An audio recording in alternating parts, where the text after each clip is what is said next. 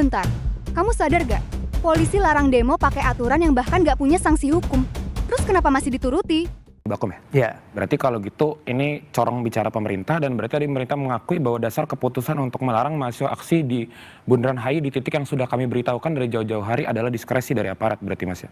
iya memang punya judgement di Ya, lapangan. judgement Aparat tadi, punya ya, seperti yang dibilang kemarin center of gravity dan lain sebagainya. Tapi sekarang pertanyaannya seperti yang saya ajukan pada aksi kemarin, sebenarnya seharusnya yang melarang aksi Bundaran HI itu bukan siapa tapi apa. Karena kita kan di negara hukum. Ada maka pertanyaan adalah dasar hukum yang melarang untuk aksi di Bundaran HI itu apa?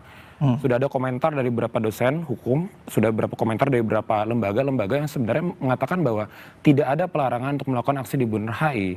Lantas mengapa itu diberikan kepada diskresi? Padahal kan seharusnya kecuali kalau misalnya dia memang dikatakan secara eksplisit maka silahkan. Ya, saya setuju tidak ada larangan untuk melakukan penyampaian pendapat di Bundaran HI. Aturannya juga kalau aturan yang disebut adalah Pergub tadi ya, di Pergub itu hanya disarankan ada 3 tempat yang boleh dilakukan unjuk rasa, tapi itu dasarnya Pergub, dan Pergub juga sebetulnya ada dinamika juga karena Pergub terakhir sudah dicabut. Kemudian kalau kita mengacu kepada undang-undang yang menjamin pemberian pendapat, di situ tidak diatur di mana pemberian pendapat dilakukan. Nah, tapi kan di lapangan ada pihak aparat kepolisian gitu ya yang melakukan pengamanan, dan mereka punya protap tersendiri, punya cara untuk bisa menilai apa yang bisa terus terjadi dan apa yang harus diatur gitu ya supaya tidak mengganggu ketertiban umum.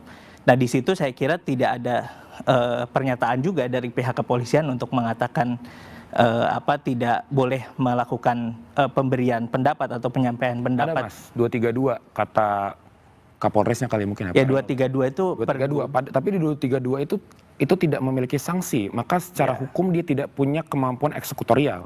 Pun dia punya kemampuan eksekutorial Mas, yang berhak untuk menegakkan pergub atau perkada ya, itu adalah Satpol PP, bukan polisi.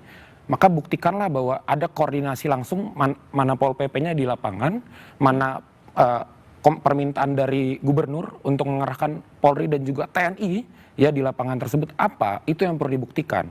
Karena kalau gitu berarti argumen Mas tadi batal. Kenapa? Karena 2 hal. Pertama, kalau argumen dari kepolisian itu berdasar hukum tidak ada.